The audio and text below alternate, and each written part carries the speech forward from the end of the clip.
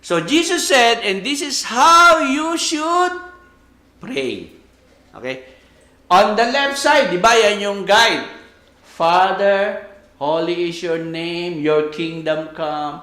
Give us our daily bread. Forgive us our sins as we forgive others. And lead us not into temptation. That's the guide. And that's the guide.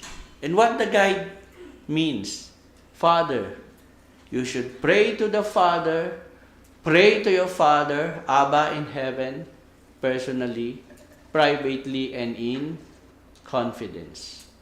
And God will hear your prayer. And then, honor your Father.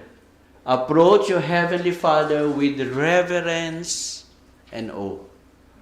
And acknowledge the Father's love to prosper you and to give you a future and to give you His kingdom. Okay? And for us to be part and members of that kingdom. And you should always give thanks to the Father for all His goodness.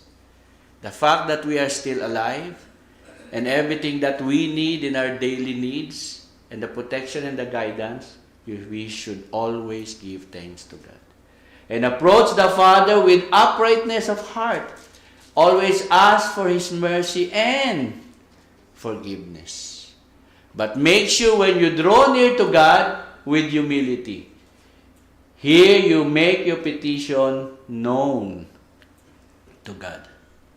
And make sure you forgive others first before you approach God's forgiveness. And you will be reconciled to God.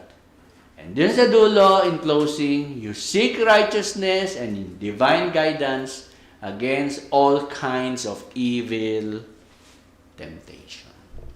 And that's the prayer guide. Okay? And that's the deeper explanation why there is that guide. And you always keep that in mind. Bakit ganun yung guide? And you should not chant the guide. You should know the underlying principles of that guide. Yung po yung nasa right side. Okay?